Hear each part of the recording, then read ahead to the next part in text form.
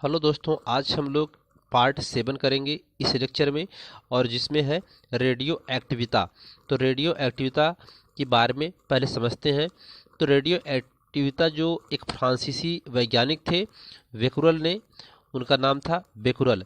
उन्होंने सन 1896 में यूरेनियम को ले करके उन्होंने उसके लवड़ों के कुछ अदृश्य किरणें अपने आप ही निकलते हुए देखा, जो अपारदर्शी पदार्थों में प्रवेश करने पर क्षमता रखती थी या उनकी भेदन क्षमता अधिक होती है। ये फोटोग्राफी प्लेट को प्रभावित कर देती हैं। इन्होंने ये चीज देखा। इन विकिरणों को बेकुरल किरणें या रेडियो एक्टिव किरणें कहते हैं। ठीक है। तो किसी पदार्थ से स्वतः, यानी अब इसकी परिभाषा यहाँ पर है, तो वे पदार्थ जो अपने अंदर से स्वतः ही कुछ विशेष प्रकार के अदृश्य विकिरणों का उत्सर्जन करते रहते हैं, ऐसे पदार्थ को रेडियो एक्टिव अथवा रेडियोधर्मी पदार्थ कहते हैं। यही घटना रेडियो एक्टिविता अथवा रेडियोधर्मी कहलाती है। ठीक है। तो ये बेकुरल ने किया था 1896 में। अब इसके बाद इसके कुछ नोट पॉइंट्स हैं, इसको भी याद रखना जरूरी है। रेडियो एक्टिविता पर ताप तथा दाब का कोई प्रभाव नहीं पड़ता है। ठीक है। रेडियो एक्टिव तत्व रेडियम की खोज के लिए इस रेडियो एक्टिव तत्व अर्थात रेडियम की खोज के लिए सन 1903 में पियरे क्यूरी तथा उनकी पत्नी मैडम क्यूरी को नोबेल पुरस्कार मिला। तो रेडियो एक्टिव पदार्थ से विकिरणों का निकलते रहना एक नाभिकीय प्रक्रिया है तथा इसके उत्सर्जन बाह्य कारकों जैसे ताप, दाब, स्थान आदि का कोई प्रभाव नहीं पड़ता है। रेडियो एक्टिविता एक नाभिकीय प्रक्रिया है। यह क्या है? एक नाभिकीय प्रक्रिया है। यह एक चरघातांकी प्रक्रिया है। चरघातांकी यानी अर्थात रेडियो एक्टिव विघटन अनंत समय तक चलता रहता है। रेडियो एक्टिव अनंत समय तक चलता रहता है, यह खत्म नहीं होता है। यह एक सांख्यिकी प्रक्रिया है, मतलब अंक, सांख्यिकी का मतलब अंक होता है। यह एक सांख्यिकी प्रक्रिया है।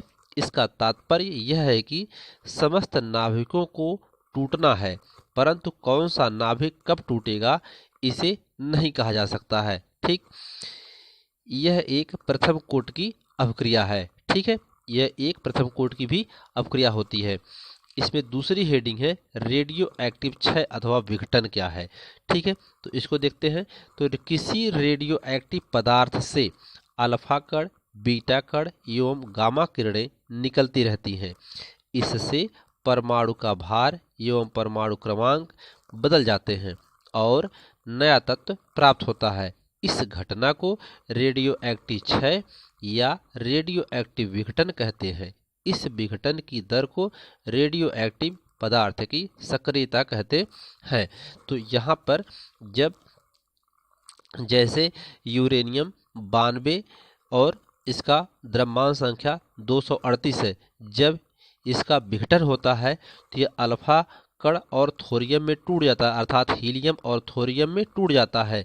यह दो यहाँ पर इसका और 92 है तो 2 इसमें से हीलियम और 4 फिर यहाँ से 2 निकला तो 90 बचा और थोरियम में टूट करके एक नया पदार्थ बनाता है, एक नया तत्व बनाता है और यहाँ पर 4 निकल गया 38 से तो 34 बचा, प्लस ऊर्जा उत्सर्जित होती है। इसमें से बहुत अपार ऊर्जा उत्सर्जित होती है।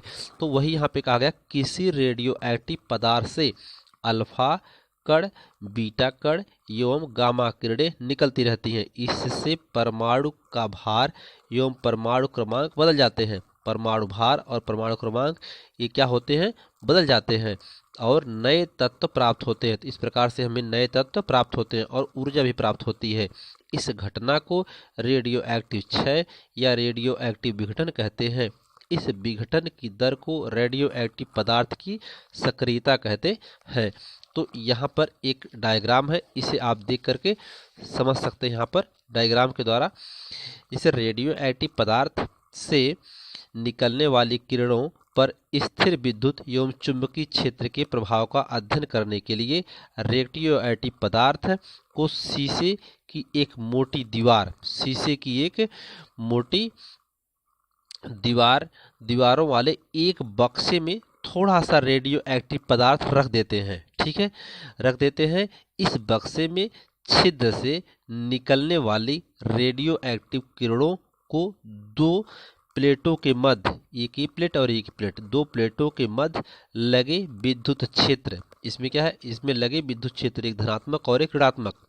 ठीक है, विद्युत क्षेत्र में रेडियो एक्टिव किरणें तीन प्रकार से गमन करती हैं। इसमें तीन प्रकार से रेडियो एक्टिव किरणें क्या करती हैं, गमन करती हैं।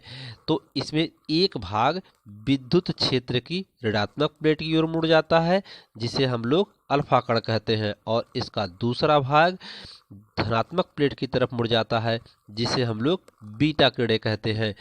अतः यह भाग ऋणात्मक आवेश का है। ठीक है, ऋणात्मक आवेश का है। और तीसरा भाग विद्युत क्षेत्र से गुजरने पर बिना मुड़े सीधा निकल जाता है। यह विद्युत क्षेत्र से गुजारा और सीधे निकल गया। ठीक है, निकल जाता है। इन पर कोई आवेश नहीं होता है। इस भाग को क्या कहते हैं, गामा किरणें कहते हैं।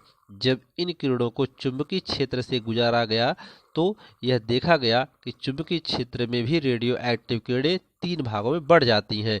चुंबकीय क्षेत्र में, जैसे अगर इसी प्रकार से इसके चारों तरफ चुंबकीय क्षेत्र अगर रख दिया जाए तो चुंबकीय क्षेत्र से गुजारा जाएगा, तो इसी प्रकार से किरणें क्या होती हैं, बढ़ जाती हैं। मान लीजिए यहाँ पर हम ये प्लेटें हटा दें और चुंबकीय क्षेत्र रख दिया जाए, इसके चारों तरफ उपस्थित कर दिया जाए, तो इस प्रकार से ही किरणें ऐसे ही निकलती हैं।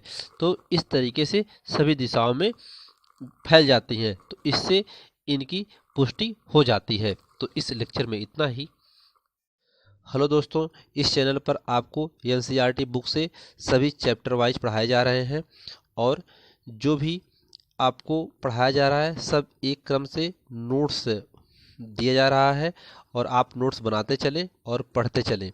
जो भी कोई दिक्कत हो आप कमेंट बॉक्स में पूछ सकते हैं, और वीडियो को शेयर करें, लाइक करें और सब्सक्राइब करें। धन्यवाद।